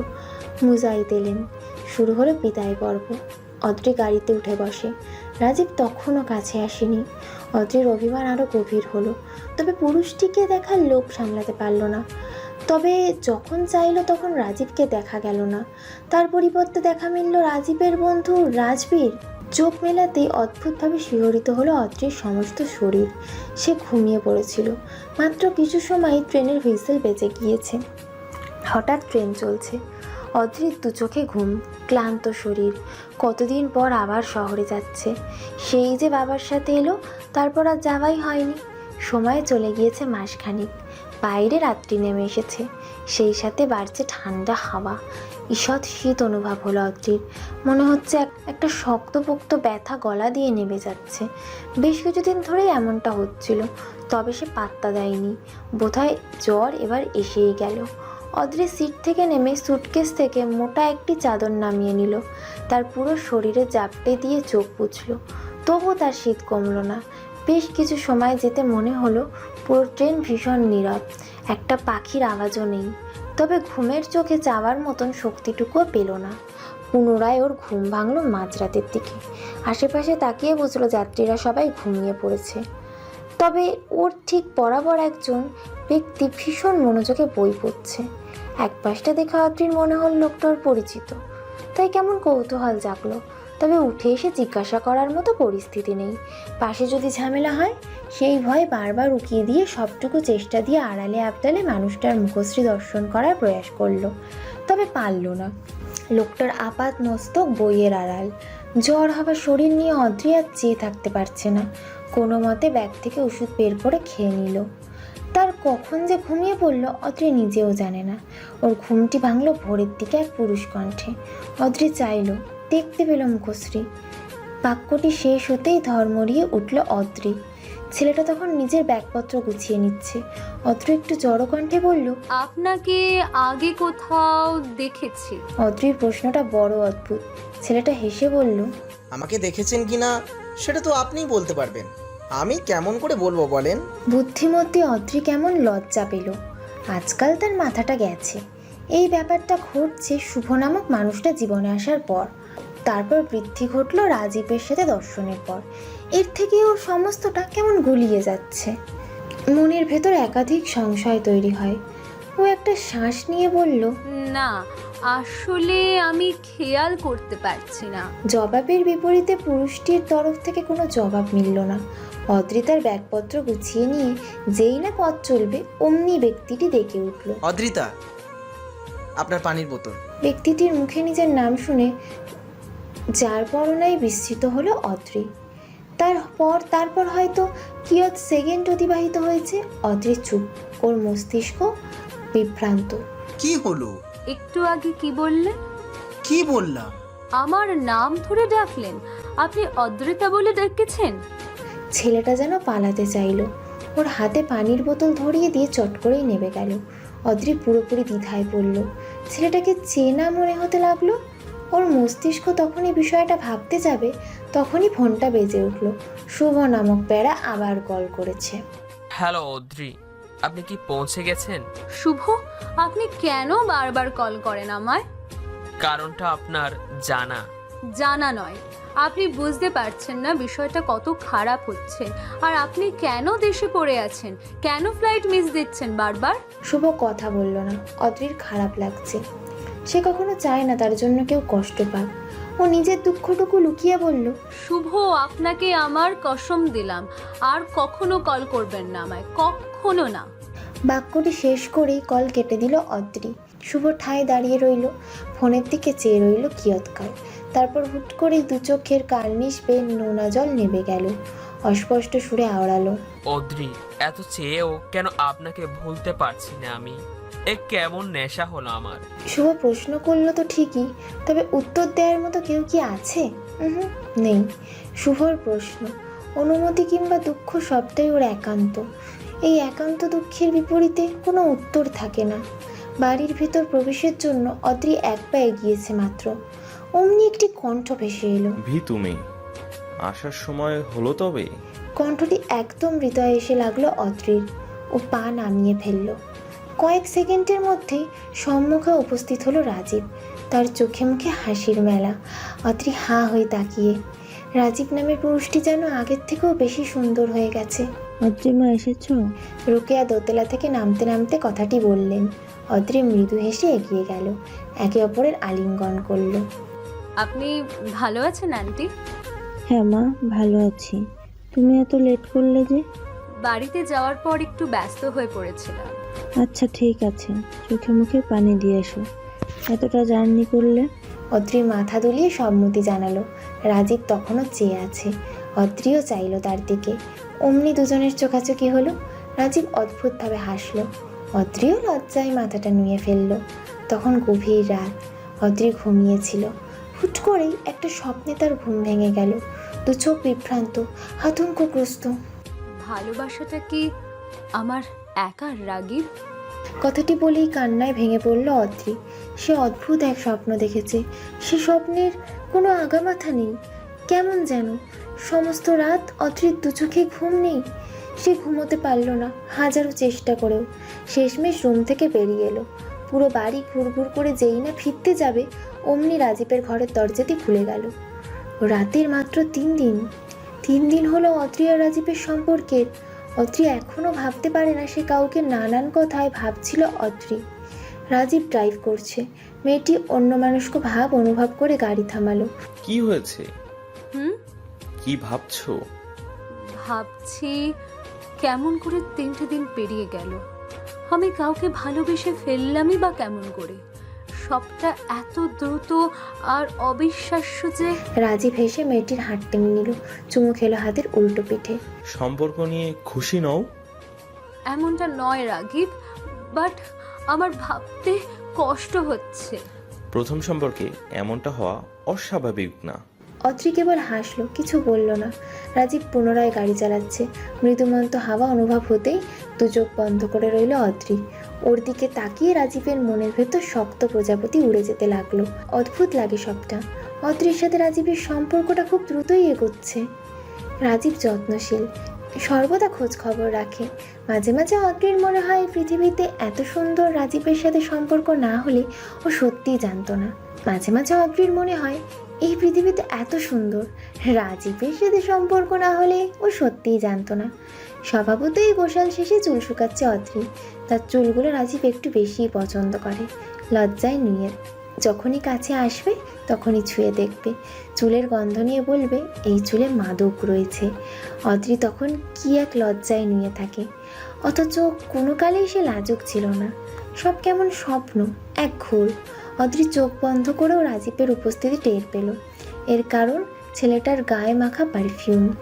ও যখন চোখ মেলে চাইল, মৃদু হেসে বলল রাগীব। কিয়ৎকাল যাওয়ার পরও রাজীব কোনো জবাব দিল না। অদ্রি হেসে পেছন ঘুরে তাকালো। না, কেউ নেই। অদ্রি একটু অবাক হলো। ছেলেটা কি তার সাথে মজা নিচ্ছে? হতেও পারে। অদ্রি বুক ভরা শ্বাস নিল। ঘ্রাণটা এখনও আছে। চুল শুকিয়ে তবেই নিচে নামলো সে। এসে দেখলো রাজীব বসে আছে, কিছুটা চিন্তিত দেখাচ্ছে। অদ্রি কাছে এসে বলল কি হয়েছে? কিছু না, বসো। অদ্রি বসতেই মেয়েটিকে নিজের বাহুডরে আগলে নিল রাজীব। অদ্রি কিছুটা নিচু স্বরে বলল আন্টি আছেন তো? তো তো মানে লজ্জা পাবো না? কি হুম, আপনার কি হলো? রাজীব জবাব দিল না। অদ্রি চেয়ে রইল চাতক পাখির মতো। একসময় অধৈর্য হয়ে শুধালো রাগীব, কথা বলছেন না কেন? রাজীব চাইল, তার চোখে মুখে চিন্তার দৃশ্যমান। অদ্রি দুহাতে পুরুষটির গাল ছুঁয়ে দিল। কি? তেমন কিছু না। বলবেন না? সত্যিই কিছু না, তুমি টেনশন করো না। পড়াশোনা কেমন হয়? ঠিকঠাক। আচ্ছা। একটু আগে যখন ডাকলাম তখন সাড়া কেন দিলেন না? কখন? ওই তো ছাদে। ওদের কথা ওখানেই থেমে গেল। রোকেয়া দোতলা থেকে নামছেন। দুজন দূরত্ব সৃজন করে বসলো। অথচ তাদের সম্পর্কটায় খুব বেশি লুকোচুরি নেই। তাদের এই দূরত্ব নেহাতই ভদ্রতার খাতিরে। চা খাবে তোমরা? অদ্রি মাঝপথে বলল আমি আনছি আন্টি। রাজীব ওর হাত টেনে ধরল। অদ্রি অসহায় নয়নে তাকিয়ে। রোকেয়া তাদের দুজনের দৃষ্টি যেন পড়তে পারলেন, তাই মৃদু এসে বললেন আমি আনছি, তোমরা বসো। রোকেয়া চলে যেতেই অদ্রি কিছুটা অসন্তোষ সুরে বলল এটা কি হলো? রাজীবের ভাবলেশীন জবাব। কি আবার? আপনি আন্টির সামনে অমন কেন করলেন? কারণ এমনি। উফ, আপনি একটা অদ্ভুত লোক। অদ্রির বলার ভঙ্গিমায় হেসে ফেলল রাজীব। অদ্রি চেয়ে রইল। সেকেন্ড টু সেকেন্ড করে অনেকটা সময় পার হলো। রোকেয়া চা হাতে নিয়ে ফিরতেই রাজীব একটা জরুরি কাজে বাইরে চলে গেল। চা খাওয়া আর হলো না। এতে মন খারাপ নেমে এলো অদ্রির চোখে মুখে। রোকেয়া মেয়েটির মাথায় হাত রাখলেন। কিছু সময় হাত বুলিয়ে নিয়ে বললেন ফিরে আসবে না, টেনশন করো না, খুব দ্রুত দুজনের বিয়ের ব্যবস্থা করব। পরের দিন ভার্সিটি থেকে আসার সময় এক মহিলার সঙ্গে ধাক্কা লাগলো। অদ্রি বেশ ব্যথা পেল। ব্যথার চোটে হাঁটতেও তার কষ্ট হচ্ছে। পথের যাত্রীরা তাকে টেনে উঠিয়ে রিক্সা করে বাড়ি পাঠালো। এই খবরটি রাজীব পেতেই ছুটে এলো অফিস থেকে। তার বিভ্রান্ত লাগছে তাকে। এদিকে অদ্রির পায়ের বেশ কিছু অংশ আঘাতপ্রাপ্ত, হাতেও চোট লেগেছে, ঠোঁটে এক কোণ কেটেছে। সব মিলিয়ে খুবই বাজে অবস্থা। রাজীব এসেই মেয়েটির যত্ন শুরু করে দিল। কেমন যেন করছে। আর তার এই অবস্থা দেখে অদ্রি চুপ। রাজীবের প্রতি তার ভালোবাসাটা কেমন বেড়েই চলেছে। ওর কান্না পাচ্ছে। একটা মানুষ এতটা ভালোবাসতে পারে? এক গ্লাস পানি পান করে ঘুমোতে এলো অদ্রি। রাজীব এসে মেয়েটির মাথায় হাত বুলিয়ে দিয়েছে। অনেক নির্দেশ দিয়েছে, সবটা শুনতে হবে অদ্রিকে। চোখ বন্ধ করেও অদ্রির ঘুম আসছে না। কী যেন একটা যন্ত্রণা। অদ্রির খুব ইচ্ছে করছে ফোন চাপার। সে উঠে এসে ব্যাগ থেকে ফোনটা বের করলো। এটা তো ওর না। তবে ও খামটা তুলে নিল চটপট। তারপর বিড়াল পায়ে বেডের কাছে এসে দাঁড়ালো। লাইট জ্বালিয়ে যেই না খামটা ধরবে অমনি কল এলো। সেতু কল করেছে। নিশ্চয়ই খবর পেয়েছে। হ্যাঁ আপু, কি খবর? ভালো, অনেক চোট পেয়েছিস? ভালোই। ধাক্কা লেগে ইটের সাথে আঘাত লেগেছে। ইস, খুব কষ্ট হচ্ছে না রে? বেশি না। তুই বাবা মাকে কিছু জানাসনি তো? না। ঠিক আছে, তবে টেনশন করিস না। আচ্ছা, তাইলে ঘুমা। তুইও। কল রেখে অদ্রির একটু মন খারাপ হলো। রোকেয়া রাজীব যথেষ্ট যত্ন করছে, তবে মায়ের যত্নের কথাটা স্মরণ হয়? অদ্রির যখন শরীর খারাপ হয় তখন মা সারা রাত বসে থাকেন। বাবা বারবার দেখে যান, সেতু পায়ের কাছে ঘুমিয়ে থাকে। সবটা স্মরণ করে অদ্রির এই মন খারাপ। একটা সময় পর কান্নাকাটিও করলো, অথচ এই কান্নার কোনো মানে নেই। অদ্রির ঘুম ভাঙলো ভোরের আলোতে। গত রাতে কান্নাকাটি করে কখন সে ঘুমিয়েছে সে জানে না। মেয়েটির মুখে চোখেই পানি শুকিয়েছে, কেমন একটা আঠালো ভাব। ও উঠে গিয়ে মুখ ধুয়ে এলো। এবার ভালো লাগছে। আয়নার সামনে এসে সে নিজেকে ভালো মতো দেখলো। পায়ের ব্যথাটা কিছুটা কম, তবে হাতের জোর ভালোই। অদ্রি নিজের অগোছালো চুলগুলো গুছিয়ে নিয়ে একটা নিঃশ্বাস ফেলল। বের হবে, তাই বেড থেকে ওড়না নিয়ে সে সময় খামটা নজরে এলো। এক কোণে পড়ে আছে। গত রাতের ঘটনা স্মরণ হলো ওর। ও চট করেই খামটা তুলে নিল। আগ্রহ নিয়ে খামটা খুললেই বেরিয়ে এলো বেশ কিছু ছবি। প্রতিটা ছবি ভালো মতো দেখলো অদ্রি। ওর মনে হতে লাগলো মাথার ওপর আকাশ ভেঙেছে। দু চোখ নামিয়েছে নোনা জলের ফোয়ারা। দুটো ব্যক্তি একে অপরের মুখোমুখি দাঁড়িয়ে। কারো মুখে কোনো শব্দ নেই। কি এক ব্যথায় স্তব্ধ হয়ে আছে চারপাশ। অদ্রির দ্বিধার চোখে পুরুষটি দেখে চলেছে। এদিকে পুরুষটি একেবারেই চুপ। কথা বলুন মিস্টার রাগীব। রাজীব নিরুত্তর। সে মেয়েটিকে ভালো মতন দেখে চলেছে। অদ্রির দু চোখ যেন জলস্থ অগ্নিশিখা। কি বলবো? বললেও তুমি বুঝবে না। অদ্রির এবার হাসি পেল, তবে হাসিটুকু ভেদ করে বেরিয়ে এলো কান্না। কি বুঝবো না? এরা কারা রাগীব? আপনি বলতে পারেন? রাজীব কথা না বলে সামনের দিকটা এলো। অদ্রি দু হাতে পুরুষটিকে ঠেলে দিয়ে বলল, সরে যান। তুমি মিথ্যে ভুল বুঝলে অদ্রি। এদের সাথে আমার কোনো সম্পর্ক নেই। তবে এই ক্লোজ ছবিগুলো, তাও এতগুলো মেয়ের সাথে? রাজীব এবার চুপ। অদ্রির দু চোখ বৃষ্টি ঝরাতে ব্যস্ত। বিষয়টি আমি বলতে চাই না অদ্রি, তবে তুমি আমায় ভুল বুঝলে। কথাটি বলেই চলে গেল রাজীব।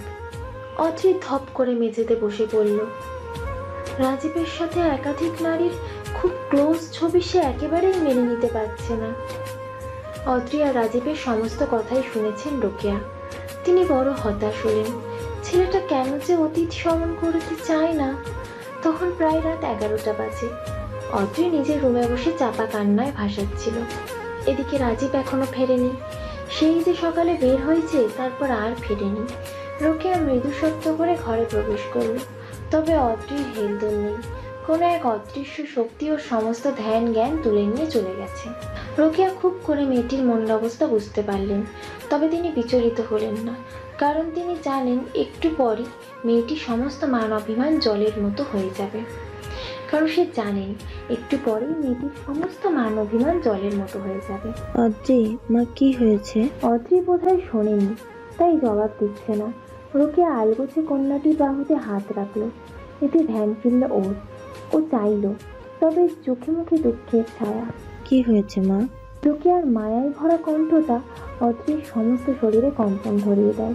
অদ্রি নিজের কান্না লুকোতে পারে না, অমনি কেঁদে ওঠে। রোকেয়াকে আষ্টে পুষ্টে জড়িয়ে ধরে। আন্টি, আন্টি, এটা কি হয়ে গেল? আমি আপনার ছেলেকে খুব ভালোবাসি, কিন্তু ও বাসে না, ও ভালোবাসে না আন্টি। টানা কয়েকবার বাক্যটি বলতে লাগলো অদ্রিতা। রোকেয়ার মৌন। তিনি শুরুতেই কিছু বললেন না, বরং অদ্রির জমানো ব্যথাটা বের হওয়ার সুযোগ করে দিলেন। বেশ কিছু সময় পর যখন অদ্রির কান্না থামলো তখন রোকেয়া বললেন, সব সময় যা দেখা যায় তা কিন্তু সত্যি হয় না মা। অদ্রি চুপ, দু হাতের তালুতে চোখ মুছে নিচ্ছে। রোকেয়া দীর্ঘ একটা শ্বাস নিয়ে বললেন, জানো আমার রাগীব সব সময় সেরা ছাত্র ছিল, তবে ওর বেশি ঝোঁক ছিল মডেলিংয়ের প্রতি। এটা অনেক আগের কথা।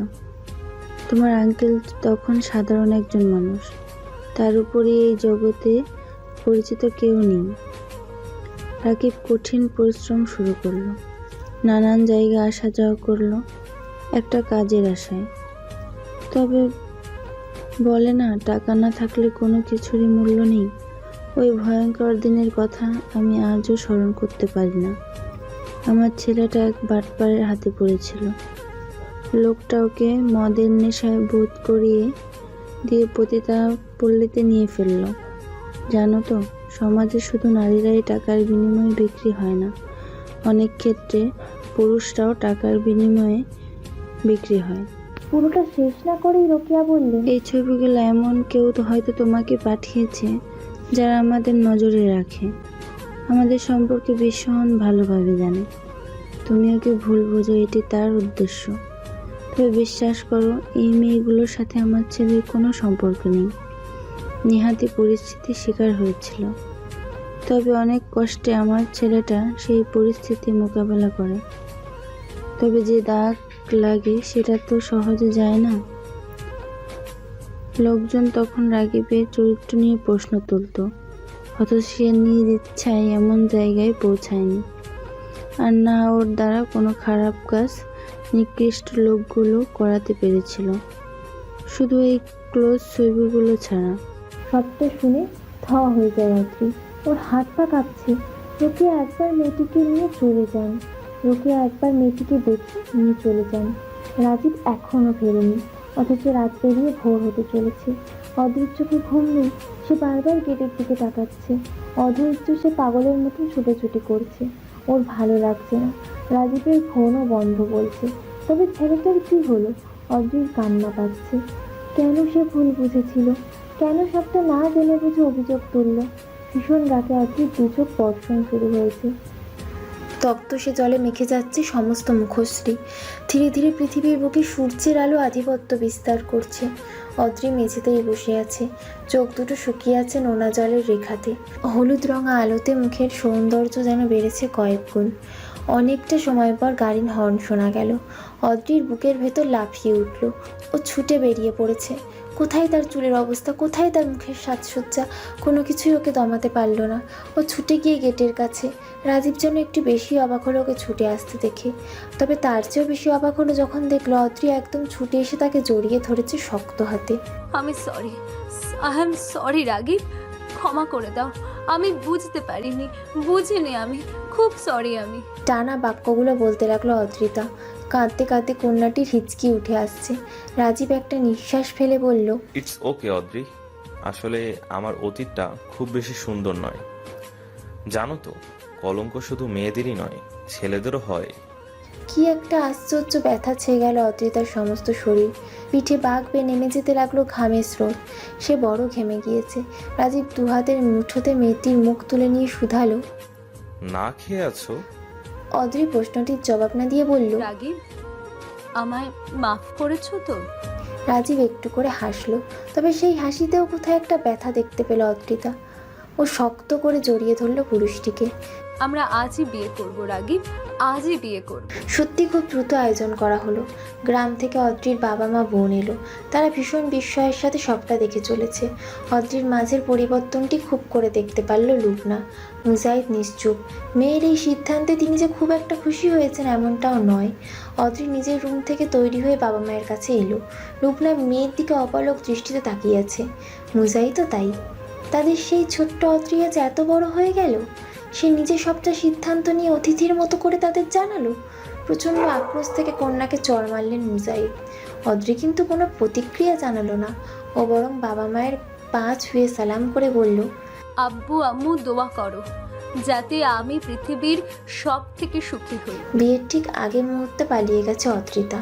এমন খবর পেল লুবনা আর মুজাহিদের চোখে মুখে অন্ধকার নেমে এসছে। রৌফ এসে মুজাহিদের পাশে দাঁড়ালেন, আফসোস করে বললেন, শেষমেশ মেয়েটা এই কাজ করবে আমরা কেউ ভাবতে অবধি পারিনি। জানি না কোন বুদ্ধি রেখে এই কাজটি করলো। মুজাহিদ লজ্জায় মুখ তুলতে পারছেন না। লুবনা তো যায় যায় অবস্থা, তার মেয়েটা এতটা বিগড়ে গেল। 1.5 ঘন্টা পর দেখা মিলল রাজীবের। শুকনো তার মুখশ্রী, ছেলেকে দেখে ছুটে এলেন লোকেয়া। রাগীব বাবা, পেলি ওকে? না আম্মু, পেলাম না। অদ্রি আমার সাথে এমনটা কেন করলো আম্মু? শেষমেশ আমারই বন্ধুর সাথে। এই কথা বলেই একটা বেঞ্চে বসে পড়ল রাজীব। মেয়েটার প্রতি ভালোবাসার কোনো কমতি ছিল কি? ট্রেন চলছে, অদ্রির পরনে লাল বেনারসি, মুখে প্রসাধনীর ছোঁয়া, কি সুন্দর লাগছে তাকে, অথচ ভেতরটা গুপ্ত ব্যথায় মরছে। অদ্রির পাশে বসে থাকা ছেলেটা এক বোতল পানি এগিয়ে দিল, মুখে বলল, অদ্রিতা পানি খান। অদ্রি কিন্তু পানির বোতলটা ছুঁয়েও দেখলো না। ও পরিস্থিতিটা বুঝতে পারছে রাজীব, তাই জোর না করে সাহস জোগাতে বলল, অদ্রিতা শুনেন আমার কথাটা, আপনার লড়াই সবে শুরু। আপনাকে অনেক লড়তে হবে অদ্রিতা, অনেক লড়তে হবে। অদ্রিতা আচমকাই হাউমাউ করে কেঁদে ফেলল। ওকে দেখে রাজীবের বড় মন খারাপ হলো। ও বেশি সময় মেয়েটির দিকে তাকিয়ে থাকতে পারল না। বুকের ভেতর কোথায় একটা কষ্ট অনুভব হলো। অতিরিক্ত কান্নার ফলে অদ্রির শরীর ভীষণ দুর্বল হয়ে গেছে। ট্রেনের জানলা দিয়ে তরতর করে বাতাস আসছে। রাতের আধারে সেই সমীরণ শরীরকে হিম করে দিচ্ছে। মেয়েটি তার আরও বেশি কুকুরে যাচ্ছে। রাজীব প্রথম নিজেকে সংযত রাখলেও এবার কেন যেন পারল না। সাথে কোনো কিছু নেই, তাই উঠে পাশের বগি থেকে একজনের থেকে চাদর চেয়ে নিল। সেটা শরীরের ওপর দিকে অদ্রির মুখশ্রী কিছুটা স্বাভাবিক হয়ে এলো। রাজীব একটা লম্বা নিঃশ্বাস ফেলল। ঠিক কোন নেশায় পড়ে নিজের ঘাড়ে এত বড় বিপদ সে নিল। নিজের জীবনের সিদ্ধান্তগুলো ছোট থেকেই তো চটপট সে, তবে প্রেমের ব্যাপারে এত বড় ভুল হবে কেউ কি জানতো? না। অদ্রির জীবনটা কেমন যেন, সে থাকতে চাইল, তাকে সে ফিরিয়ে দিয়েছিল। আর যে ভাগ্য পণ্যের মতো ব্যবহার করলো তার কাছেই শান্তি খুঁজছিল। অথচ ভাগ্য কার সাথে পাঠালো? অদ্রির এই জীবন বড় সংকটপূর্ণ। কে জানে কি আছে মেয়েটির ভাগ্যে। সেখানে এতদিনের পরিচিত ভালোবাসার মানুষ রাজীবই চরম নির্দিষ্ট বের হলো। সেখানেই তারই সঙ্গী রাজীব নামের মানুষটাই বা কেমন হবে? অদ্রি জানে না সে কোন আধারে এক টুকরো আলো খুঁজছে। ট্রেনের বিরক্তিকর শব্দে ঘুম ভাঙল অদ্রির। ও উঠে দেখলো আশেপাশে কেউ নেই। স্বাভাবিকভাবেই এত বড় একটা ঘটনার পরও মস্তিষ্ক চাপে রয়েছে। তার উপর নিজেকে একা দেখে আরো বেশি বিভ্রান্ত হয়ে উঠল। ও চিৎকার করে উঠল, কয়েকবার চেঁচিয়ে বের হতে চাইলো, কিন্তু সেই সময় একটা শক্ত দেহ গিয়ে ঠেকলো ওর মাথাটা। ওর ভীত হয়ে যাওয়া মুখশ্রী দেখিয়ে রাজীব বলল, অদ্রিতা আপনি ভয় পাবেন না, আমি আছি, আপনি শান্ত হয়ে বসুন। স্বাভাবিক হতে কিছুক্ষণ সময় লাগলো অদ্রিতা। ও জানালার পাশে এসে বসলো। রাজবীর হাতে খাবার, সেটা এগিয়ে দিয়ে বলল, অনেক সময় ধরে না খেয়ে আছেন, খাবারটা খেয়ে নিন। অদ্রিতা ঘাড় ঘুরিয়ে চাইল, দেখলো রাজবীর নামের পুরুষটিকে। এই ব্যক্তি এর আগে আরো 2বার দেখেছে ও, প্রথমবার রাজীবের সাথে আর দ্বিতীয়বার ট্রেনে। তবে তখন চট করে বুঝে উঠতে পারেনি ব্যাপারটা। অদ্রির মৌনতা দেখে রাজীব পুনরায় বলল, খাবারটা নিন। অদ্রি এবার শক্তপোক্ত কণ্ঠে বলল, আমি কেন আপনাকে বিশ্বাস করব বলতে পারেন? জবাবে রাজীব একটু হেসে নিল। ওর ঠিক পাশটায় বসে বলল, অদ্রিতা আপনি ভুলে যাচ্ছেন, গতকাল আপনি আমাকে বিশ্বাস করেই এত দূরে এসেছেন। সত্যি তো তাই, রাজীবকে বিশ্বাস করেই তো এত দূর এসেছে অদ্রি। সেটাই স্মরণ করে ওর সমস্ত দেহ শিউরে উঠল। রাজীব আর তার পরিবার সম্ভবত পৃথিবীর থেকে সব থেকে নিকৃষ্ট কাতারে পড়ে। রৌফ, রোকেয়া কিংবা রাজীব, তাদের 3 জনের অভিনয় ভালোই আটকে গিয়েছিল অদ্রি। খুব সুন্দর একটা প্ল্যান করে অদ্রিকে টেনে ফেললো রাজীব। এটি মূলত তাদের বিজনেসের একটি অংশ। এর আগেও বহু মেয়েকে ভাগিয়ে এনে বিক্রি করেছে ওরা। অদ্রির সাথে অবশ্য এমনটা প্ল্যান ছিল না। ঘটনার সূত্রপাত ঘটে অদ্রি যখন প্রথমবার রাজীবদের বাড়িতে এলো। কথা ছিল অদ্রি শুধু পরীক্ষা দিয়েই চলে যাবে। যেহেতু মুজাহিদের সঙ্গে ছেলেবেলা থেকেই বন্ধু রাখবে, তাই কথাটা তিনি ফেলতে পারেননি। তবে কে জানতো খেলা এভাবে বদলে যাবে। অদ্রি যেদিন বাড়িতে এলো সেদিন রাতেই একটা মিটিং চলেছিল, আর সেখান থেকে ক্লায়েন্ট অদ্রিকে ডিমান্ড করে ফেলে। রাজীব তখন বিষয়টি পাত্তা দেয়নি। তবে ক্লায়েন্ট যখন কোটি কোটি টাকা অফার করলো তখন রাজীবের মাথায় বিষয়টা চড়া হয়ে উঠল। তার উপর ক্লায়েন্টের কথা ছিল মেয়েটিকে শরীরে কোনো রকম আঘাত করা যাবে না, একটি সুস্থ সুন্দর দেহের অদ্রিতাকে তারা চায়। তবে অদ্রি যেহেতু ওদের পরিচিত, তাই আর 5টা প্রজেক্টের মতো কাজ করা রাজীবের জন্য কঠিন ছিল। কোনোভাবে অপহরণও করা যাচ্ছিল না, কারণ এতে করে ওর পরিবারের ভোগান্তি বাড়বে, কেস হলে ওর ঝামেলা হতে পারে। তাই এমন কিছু করতে হবে যাতে সবটা ঠিক থাকে। তবে কি করা যায়, এই চিন্তা থেকে রিস্ক না নিয়ে মেয়েটিকে প্রেমের ফাঁদে ফেলে। তবে নানাভাবে অদ্রির কাছে ধরা পড়তে থাকে। বিষয়টা কঠিন হচ্ছিল ক্রমশ। যেদিন যখন ছবিগুলো হাতে পাওয়া গেল তখন রাজীবের মাথায় আকাশ ভেঙে ফেলে। ও বুঝতে পারছিল না কেউ কী করে এই কাজটি করতে পারে, তবে সেটা কে হতে পারে এই বিষয়টি বুঝতে পারছিল না। রোকেয়া যেভাবে অদ্রিকে বুঝিয়ে দিয়েছিল তারপর রাজীব বেশ অনেকটাই চিন্তামুক্ত হয়েছিল। তবে অদ্রির বিয়ের ব্যাপারে তাড়াহুড়ো করলো। তখন রাজীব চাইলেও নিষেধ করতে পারত না, এতে অদ্রি হাতছাড়া হতে পারত। তাই নানান কৌশলে বিয়ের মিথ্যে প্ল্যানটা সাজালো। রাজীবকে বলা হয়েছিল অদ্রিকে বলতে গেটের বাইরে রাজীব অপেক্ষা করছে, কোনো এক সারপ্রাইজ দেবে। সেই অনুযায়ী সবটা হলো। তবে শেষে একটু টুইস্ট হলো। রাজীব দেখতে চেয়েছিল অদ্রি রাজবীরের সাথে পালিয়ে গেছে, সেটা সাকসেসফুল তো হলোই। তবে টুইস্ট এলো তখনই যখন সত্যি অদ্রিকে নিয়ে পালালো রাজবীর। সব বুঝতে পেরে চিৎকার করে উঠলো রাজীব, জিনিসপত্র ভাঙতে লাগলো। এতদিন কাকিনাড়া মানুষটা ছিল রাজবীর, তারই সামনে দিয়ে তারই করা প্ল্যানে তাকেই মার দিয়ে চলে গেল পোষা ছেলেটা, যাকে চোখ বন্ধ করে বিশ্বাস করতো রাজীব। পরিশিষ্ট আজ 2 বছর হতে চললো। অদ্রি এক কেজি স্কুলে পড়াচ্ছে। ছোট ছোট বাচ্চাদের পড়াতে ভালোই লাগে। অদ্রির আজ ক্লাস কম ছিল, তাই আগে ছুটি হয়েছে। ও বের হয়ে দেখলো স্কুলের বাইরে অপেক্ষা করছে রাজবীর। ছেলেটার প্রতি অসম্ভব কৃতজ্ঞ ও। এই মানুষটা ছিল বলেই রাজীব আর তার পরিবার নিকৃষ্টতা থেকে বেঁচে গিয়েছিল। শুধু তাই নয়, এই যে বেঁচে আছে বলা চলে বেশ ভালোভাবেই বেঁচে আছে। এই সবটাই রাজবীরের জন্য। ছেলেটা নিজের জানের মায়া ত্যাগ করে রাজীবের মতো হায়নার চোখ এড়িয়ে অদ্রিকে আগলে নিয়ে এসেছিল। তবে সবথেকে দুঃখের বিষয়টি হলো আজও বাবা মায়ের সাথে যোগাযোগ করতে পারল না অদ্রি। এর কারণ রাজীব। যদি কোনোভাবে জানে বাবা মায়ের সাথে অদ্রির যোগাযোগ আছে, তবে তাদেরকে মেরে ফেলতে দুবারও ভাববে না নিকৃষ্ট লোকটা। তাছাড়া বাবা মা এই বিষয়গুলো জানতে পারলে কষ্ট পাবেন, সেই সাথে নানান সমস্যাও রয়েছে। রাজবীর অনেকটা সময় ধরে দাঁড়িয়ে আছে। অদ্রির ভাবলেশন চাইয়ে দেখে মুখের সামনে হাত দিয়ে শব্দ করলো। এতে করে ধ্যান ভাঙলো ওর। কোথায় হারিয়ে গিয়েছো? না, এমনি। আচ্ছা ঠিক আছে, চলো। কোথায় বলা যাবে না, চলো আগে। কথাটি বলেই অদ্রির হাত আগলে নিল রাজবীর। এতে অদ্ভুত একটা শিহরণ বয়ে গেল অদ্রিতার সমস্ত দেখে। ও অবালক নয়নে ছেলেটাকে দেখতে লাগলো। খুব বেশি সময় নিয়ে দেখলে বোঝা যায় রাজবীর অসম্ভব সুন্দর একজন পুরুষ। গভীর দুটো চোখ, কালচে হওয়া ঠোঁট, পুরো মুখশ্রীতে মায়া রয়েছে। হুট করেই চোখ বাঁধতে শুরু করছে রাজবীর। অদ্রি এবার ধৈর্য হারিয়ে বলল, কি মশাই, পাচার করে দেওয়ার ধান্দা নাকি? একদম তাই। এখন তুমি চুপ করো তো। কিন্তু আমরা কোথায় চলেছি? উফ অদ্রিতা, এত কেন কথা বলো? আশ্চর্য তো আপনি। রাজবীর এবার জবাব দিল না। অদ্রিকে ধরে সাবধানে পথ চলতে লাগলো। আজ অদ্রির জন্মদিন, সেটির জন্যই ছোট্ট একটা আয়োজন করেছে ছেলেটা। রাজবীর চুপ করতে বললেও অদ্রি তো অদ্রি, মেয়েটা কথা না বলে 1 সেকেন্ডও থাকতে পারে না। ও এবার বলল, একটা কথা বলেন তো, আপনি কেন এতটা আমার জন্য করলেন? কেন নিজের জীবন রিস্কে রেখে আমাকে আগলে রেখেছেন? যদি রাগীব খোঁজ পায় তবে নিশ্চিত মেরে ফেলবে। রাজবীর জবাব দিল না। এই প্রশ্নটি সে নিজেও নিজেকে সহস্রবার করেছে, তবে কোনো উত্তর আসেনি। কি এক নেশা অদ্রিকে আগলে রেখেছে সে। অদ্রিও জবাব না পেয়ে থেমে গেল। রাজবী বলল, কি হলো? জবাব কেন দিচ্ছেন না? রাজবী আবার চুপ। অদ্রি নিজের চোখের বাঁধন খুলে ফেলল। রাজবী দেখল মেয়েটার চোখ ফুলে গেছে, চোখ দিয়ে বৃষ্টির মতো নোনা জল ঝরছে। কেন এতটা করলেন আমার জন্য? রাজবী মাথাটা নত করে চোখ বুঝল। ভেতর থেকে সে কিছু একটা অনুভব করে বলল, অদ্রিতা, আমি জানি না কেন আমি এমনটা করে চলেছি, তবে তুমি ময় নেশাটা আমার কখনো না যাক। আমি তোমাতে অভ্যস্ত হয়ে গেছি। সেই যে ছোটবেলায় পরিবার হারালাম, তারপর আমি কখনো কোনো কিছু নিয়ে স্বপ্ন দেখিনি।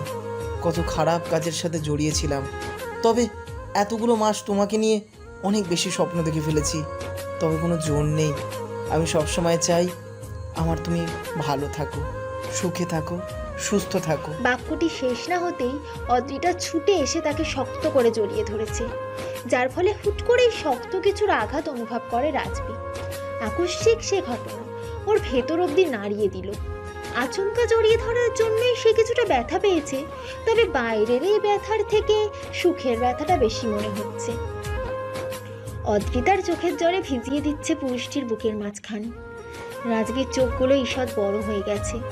তবে কি তার নেশাটা এবার ব্যক্তিগত তুমিতে পরিণত হতে চলেছে? হ্যালো ডিয়ার লিসেনার্স, আপনারা শুনছিলেন একটি রোমান্টিক গল্প।